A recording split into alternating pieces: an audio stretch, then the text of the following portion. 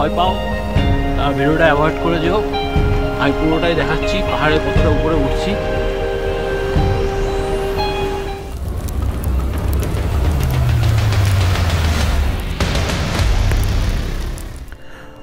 Good morning বন্ধুরা, আজ 17ই October, আরেকটা নতুন দিনে আরেকটা নতুন ব্লগে সবাইকে স্বাগত।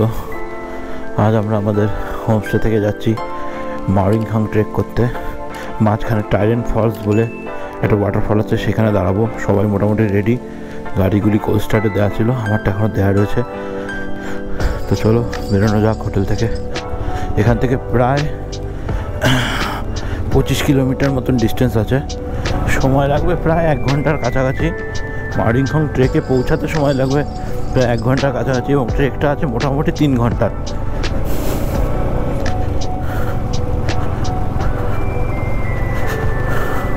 আমাদের এই হোমস্টেটা এত সুন্দর জায়গা এবং একটি এত সুন্দর অফবিট লোকেশানে, শহরের কোলাহল থেকে দূরে নিরিবিলির মধ্যে থাকতে খুব ভালো লাগছে এবং বেশ আনন্দ হচ্ছে। আমরা তো মেনলি শহরেই থাকি, সব সময় গাড়ির আওয়াজ, গাড়ির হর্ন, মানুষজনের কোলাহল, তার থেকে দূরে একটা অফবিট লোকেশানে মানে এর থাকার যে কি আনন্দ, সেটা যে না থাকবে তাকে বলে বোঝানো যাবে না। তাই তোমরা বন্ধুরা যদি এরকম একটা লোকেশানে থাকতে চাও তো এই হোমস্টেতে আসতে পারো। আমি হোমস্টের ডিটেলস এবং ফোন নাম্বার সব কিছু দিয়ে দেবো আমার ভিডিওর ডেসক্রিপশানে, তোমরা চেক করে নিও। এবং ঠিকঠাকভাবে কথা বললে, বার্গেনিং করলে ভালো ডিসকাউন্টও পাওয়া যায়। কাল রাতে আমার একটু সর্দি লেগে গেছে, কারণ পিছনে জানলাটা খুলে রেখেছিলাম। এখানে বৃষ্টি হলে ওয়েদারটা যথেষ্ট ঠান্ডা হয়ে যায়, কিন্তু দিনের বেলা রোদ উঠলে আবার মোটামুটি গরমই থাকে বলা যায়। তাই যেহেতু পিছনে জানলাটা খোলা ছিল এবং প্রচণ্ড পরিমাণে হাওয়া দিচ্ছিলো জানলা থেকে, সেই কারণে একটু সর্দি লেগে গেছে। অসুবিধা নেই, আমি মেডিসিন নিয়ে এসেছি, যদি সেরকম প্রয়োজন হয় আজকে ট্রেকিং করে আসার পর একটু মেডিসিন খেয়ে নেবো। এতক্ষণ ওই পাহাড়ে, মানে আমাদের পিছনে যে পাহাড়টাকে ফেলে রেখে আসলাম, সেই পাহাড়ে যখন গাড়ি চালাচ্ছিলাম তখন গায়ে রোদ পড়ছিল না, প্রচণ্ড ঠান্ডা লাগছিল। এবার এখন সূর্যের রোদটা পুরো গায়ে পড়াতে একদম আলাদাই রকমের লাগছে। তার মধ্যে 3 দিন ধরে ট্রেক করতে করতে হাত পা ব্যথা হয়ে গেছে, সেই সূর্যের আলো গায়ে পড়াতে বেশ শরীরটাও চনমনে লাগছে। আমাদের ইন্ডিয়ার মধ্যে সবচেয়ে ক্লিনেস্ট যে ভিলেজ মাওজেইডং ভিলেজ, সেটা হচ্ছে মেঘালয়ে অবস্থিত। মেঘালয় স্টেটটা যথেষ্ট ক্লিনেস্ট। একটা প্লাস্টিকের বোতল কেন, একটা প্লাস্টিকের টুকরো পর্যন্ত সারা রাস্তায় খুঁজে পাওয়া যায় না। রাস্তার পাশে প্রত্যেক জায়গায় জায়গায় ডাস্টবিন রাখা রয়েছে, আর এখানকার মানুষ খুব ডিসিপ্লিন।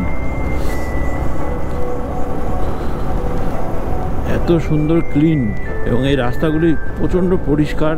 এছাড়া মেন যে সিটিগুলি আছে, সৌরা সিটি, চেরাপুঞ্জি ডিস্ট্রিক্টের মধ্যে, আদার্স সিটিগুলিতে আমি যাইনি, কিন্তু সৌরা সিটি থেকে যতগুলি জায়গায় আমি গেছি মোটামুটি কোনো জায়গায় আমি সেরকমভাবে নোংরা পাইনি। এখানে নোংরা যদি তুমি ডাস্টবিন ছাড়া বাইরে কোথাও ফেললেই 200 টাকা, কোথাও 500 টাকা, এরকম এমনকি 2000 টাকা পর্যন্ত ফাইন আছে। ও ভ্যালিটা অসাধারণ ভ্যালি।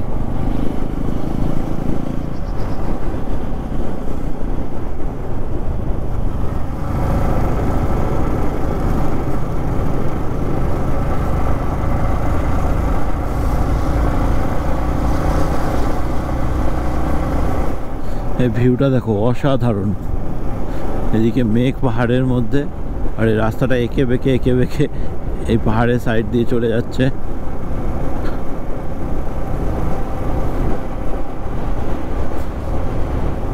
কি অসাধারণ ভিউ!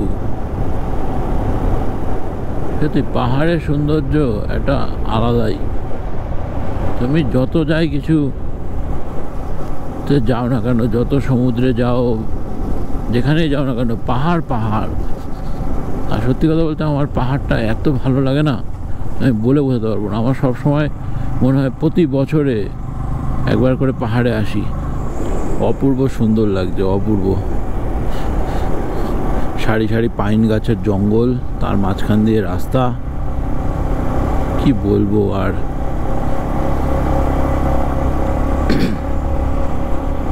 অপূর্ব সুন্দর দৃশ্য। এই দৃশ্যগুলি এনজয় করতে করতে ধীরে ধীরে এগিয়ে যাই মাওরিংখাং ট্রেকের উদ্দেশ্যে। তো বন্ধুরা পাহাড়ের ভিউটা দেখো, জাস্ট জাস্ট অসাধারণ অসাধারণ লাগছে। ও কি বলবো, বলার ভাষা খুঁজে পাচ্ছি না, এত সুন্দর লাগছে। তবে এই রাস্তাটাতে একটাই সমস্যা দেখছি আমি, সেটা হচ্ছে এখানে পাহাড় কেটে হয়তো হাইওয়ের জন্য রোড কনস্ট্রাকশন করবে বলে এক্সটেন্ড করা হচ্ছে, সেই জন্য প্রচণ্ড পরিমাণে ধুলো রয়েছে এই রাস্তাটাতে, প্রচণ্ড ধুলো। তার মধ্যে কাজ হচ্ছে একটু আগে, একটু মানে মোটামুটি বলা যায় ওই 1 কিলোমিটার অন্তর অন্তরে এরকমভাবে হাইড্রা বা এই এক্সকাভেটর দিয়ে পাহাড় খোঁড়া হচ্ছে আর কাজ হচ্ছে। হয়তো আগামীতে 2-1 বছরের মধ্যে যারা হয়তো এদিকে আবার আসবে, তখন তারা 4 লেন হাইওয়ে পেয়ে যেতে পারে, তখন আরও সুবিধা হবে এই রাস্তায় আসতে। অসাধারণ ভিউটা, অসাধারণ। ও এটা জাইগেন্টিক পাহাড়, সেই দৈত্যর মতন দাঁড়িয়ে রয়েছে, তার মধ্যে সবুজ গাছ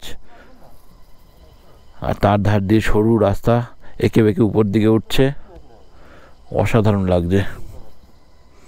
আর এই পাহাড়ে আলোটা এই পাহাড় থেকে সূর্যের আলোটা ওই পাহাড়ে গিয়ে পড়েছে, হালকা মেঘ রয়েছে, আর সবুজ গাছগুলির মধ্যে রৌদ্রের আলো পড়ায় পুরো চকচক করছে। আর উপরের ওই ভ্যালিটা একদম সমান, দেখো এখানে পাহাড়ের রেঞ্জগুলি উঁচু নিচু না, ওই ভ্যালিটাকে দেখা একদম সমান একটা লাইন যাচ্ছে, একটা সরল রেখা চলে যাচ্ছে মেঘের মধ্যে দিয়ে। পাহাড়টাকে কি অপূর্ব সুন্দর লাগছে, অপূর্ব সুন্দর লাগছে নিচ থেকে। এখনও আমাদের প্রায় 9 কিলোমিটার যেতে হবে, 10 মিনিট মতন সময় লাগবে দেখাচ্ছে। যেহেতু ডাউনহিল, আমি গাড়ি স্টার্ট অফ করে রেখে দিয়েছি, অটোমেটিক্যালি গাড়ি নামছে। বন্ধুরা আর প্রায় 7 কিলোমিটার মতন বাকি। এই রাস্তাটা ওই পাহাড় থেকে আমাদের নিচে নামালো, আবার এই পাহাড়ে আমাদের উপরে উঠতে হবে। পিছনে একটা ভিউ পয়েন্টে দাঁড়িয়েছিলাম, ওখান থেকে উপরে মাওরিংখাং যে মেন ট্রেকিং পয়েন্টটা সেটা দেখা যাচ্ছিল। তবে এই রাস্তাটা খুব ন্যারো, আর এই রাস্তার দুধারে প্রচুর বাঁশ গাছ দেখতে পেলাম, এবং সেগুলি আমাদের ওখানকার মতো ওরকম মোটা মোটা বাঁশ গাছ নয়, এগুলি সরু সরু। বন্ধুরা এই হলো মাওরিংখাং ট্রেকে যাওয়ার জন্য নিচে নামার সিঁড়ি। অ্যাকচুয়ালি সিঁড়ি না, পাথর কেটে কেটে ধাপ করে বসানো রয়েছে। তবে এই ধাপগুলি দিয়ে যাওয়ার পাশাপাশি কিছু কিছু শর্টকাট আছে সাইড দিয়ে, যেটা মাটির মধ্যে দিয়ে নেমে যায়। আমি তোমাদের দেখাচ্ছি, আমি উপরে দুটো শর্টকাট এইভাবে মেরে এসেছি। এই দেখো এই সিঁড়িটা এদিক দিয়ে যাচ্ছে সামনে দিয়ে, এপাশ থেকে শর্টকাট, তোমরা এই শর্টকাট মারতে পারো, কোনো অসুবিধা নেই, দিব্যি নেমে যাওয়া যায়।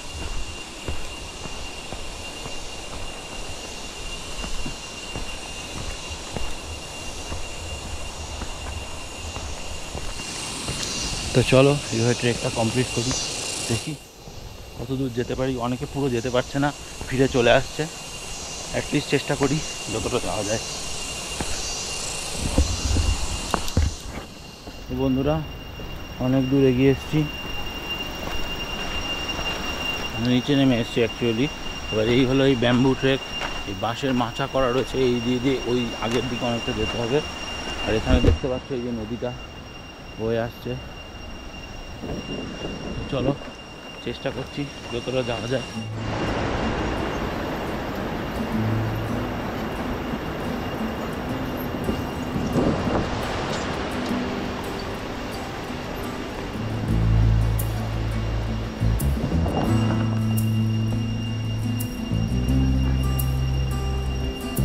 এবার উপরে উঠতে হবে আস্তে আস্তে।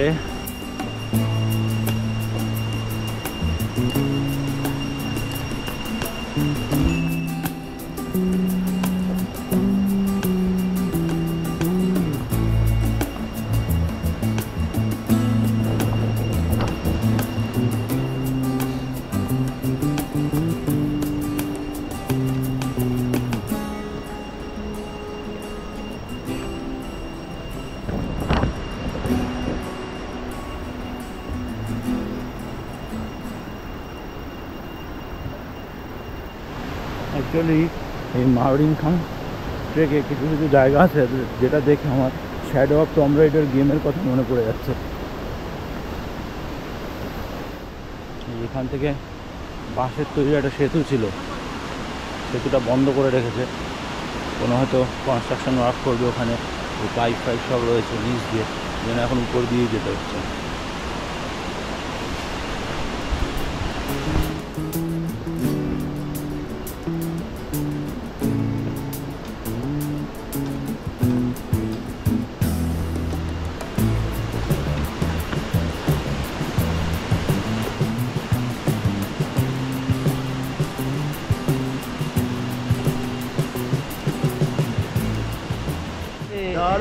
হ্যাঁ, আর বাকি দুজন কোথায়? বাকি দুজন এখনো হারিয়ে গেছে। চলো আমি আর দীপ এগোতে থাকি, আমরা দুজনে এগিয়ে যাই। এখান থেকে দেখো ভিউটা, দেখো এখান থেকে। চলো নিয়ে যাই, নিচে ভাড়া আছে অনেক। অ্যাকচুয়ালি এটা বর্ষাকালে আসলে প্রচুর রিস্কি হবে। এরা নতুন করে এই যে ট্রেকিংয়ের জন্য সাইড দিয়ে আবার বানাচ্ছে, এখনও অবধি কমপ্লিট করে উঠতে পারেনি। আর আমরা যাবো এই নিচ দিয়ে উপর দিকে। আমি বারবার আমার ভিডিওতে একটা জিনিসই বলেছি যে এই মেঘালয়ে ট্রিপ করতে আসলে ফিজিক্যাল ফিটনেস কিন্তু যথেষ্ট জরুরি। ফিজিক্যাল ফিটনেস ছাড়া এতটা চড়াই উতরাই সম্ভব নয়।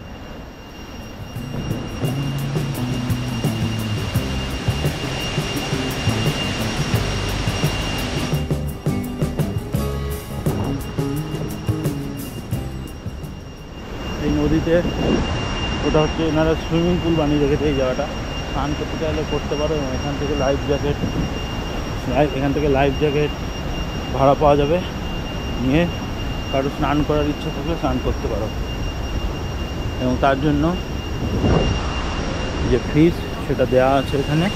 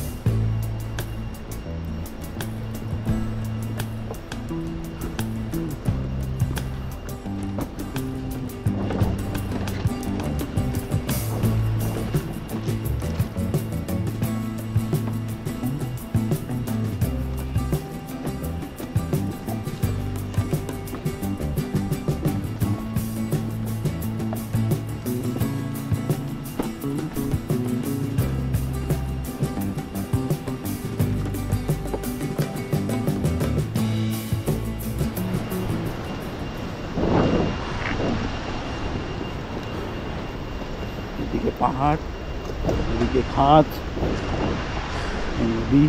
নদী খাত, মাঝখান দিয়ে বাঁশের তৈরি ব্রিজ। মানে অ্যাকচুয়ালি এটা ব্রিজ না, এটা সাঁকো।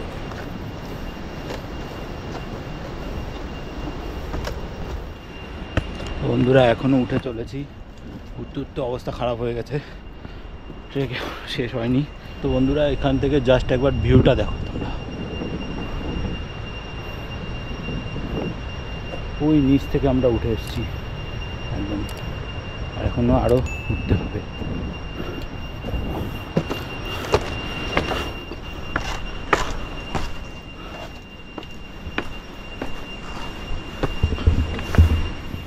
How is the Josh?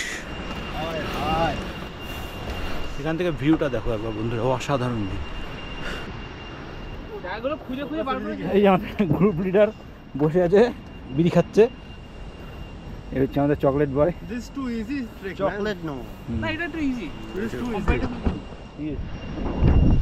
বন্ধুরা এখান থেকে একবার নিচের ভিউটা দেখো।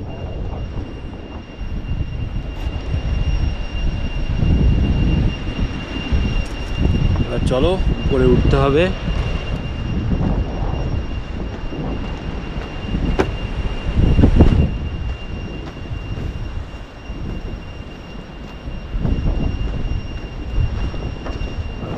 যাদের হার্ট দুর্বল আছে তারা ভিডিওটা দেখবেন না, যাদের হাইটোফোবিয়া আছে তারা তো দেখবেনই না, তাই তো? যাদের হার্ট দুর্বল আছে তারা দেখবেন না, যাদের হাইটোফোবিয়া আছে তারাও দেখবেন না। এই হলো কন্ডিশন, এই হলো নিচের অবস্থা। এই দেখো নারকেলের দড়ির উপর টিকে আছে। হ্যাঁ, নারকেলের দড়ির উপর টিকে রয়েছে।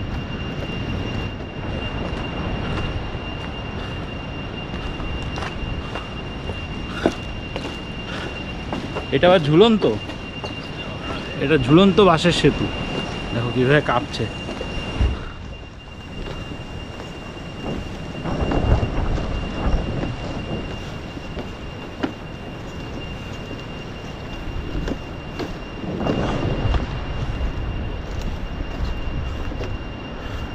Improvement renovation of tourist trekking.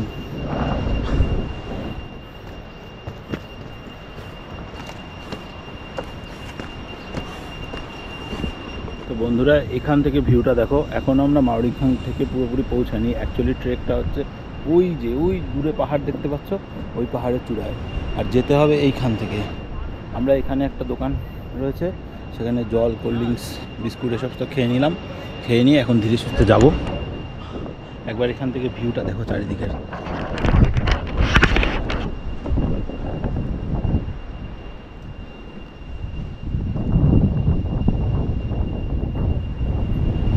বন্ধুরা এবার একটা জিনিস দেখায় তোমাদের। এই মাওরিংখাং ট্রেকে এটা হচ্ছে সবচেয়ে লেটেস্ট জিনিস। সেটা হলো এই গুহার ভেতর দিয়ে ট্রেক করে যেতে হবে নিচু হয়ে। দেখো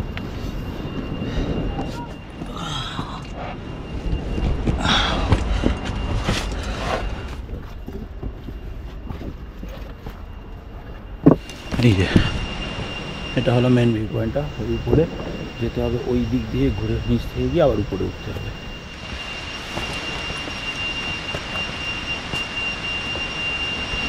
তো চলো বন্ধুরা এগিয়ে যাই। সৈকত এসে গেছে, আমি ওর জন্য দাঁড়িয়েছিলাম।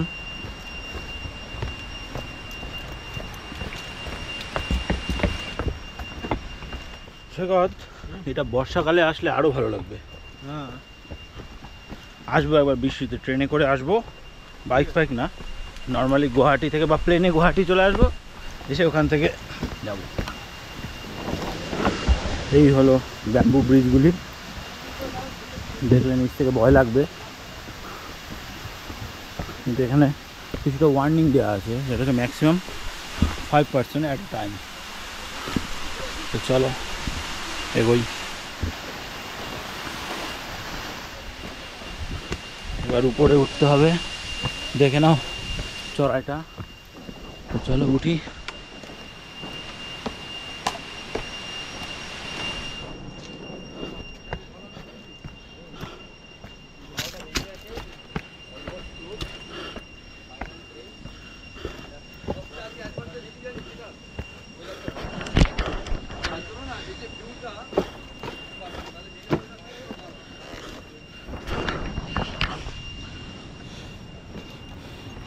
আমি তোমাদের এই পুরো ট্রেকটাই পুঙ্খানুপুঙ্খভাবে দেখিয়ে দেবো, যাতে তোমাদের আসতে কোনো অসুবিধা না হয় এখানে।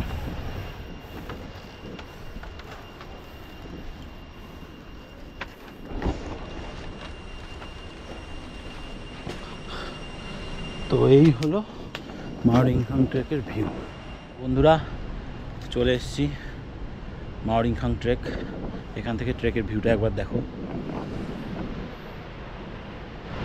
এই হলো ট্রেকের ভিউ। এই ব্যাম্বু সিঁড়ি দিয়ে উপরে উঠলে ওই যে উপরে ট্রেকটা। আস্তে আস্তে ওঠা যাক উপরে।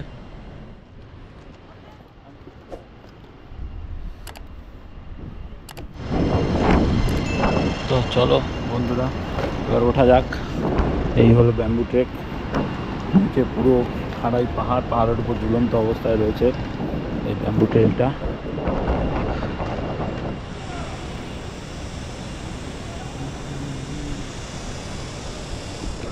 তো এখান থেকে এই খাড়াই উঠতে হবে। চলো বন্ধুরা এবার উপরে উঠি। এই হলো মাওরিংখাং ট্রেক। যারা ভয় পাও তারা ভিডিওটা অ্যাভয়েড করে যেও। আমি পুরোটাই দেখাচ্ছি পাহাড়ে কতটা উপরে উঠছি।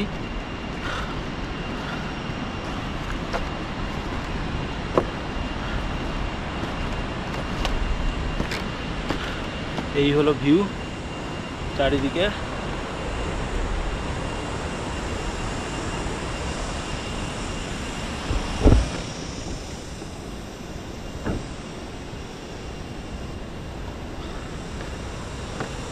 कैसा लगा बबुआ हमारा प्लान?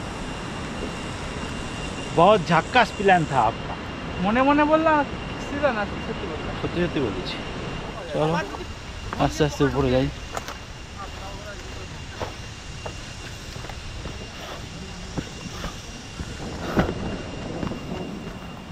বাহ, মহারাজ এখানে শুয়ে রয়েছে। তো এই হলো মাওরিংখাং ট্রেক কমপ্লিট।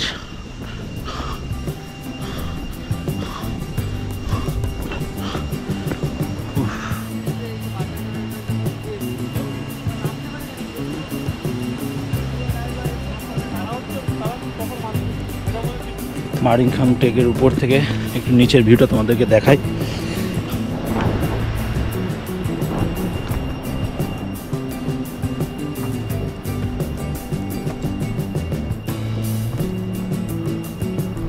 কমপ্লিট, ট্রেকটা কমপ্লিট করেছি, এবার নামতে হবে। চলো এবার নামি আস্তে আস্তে।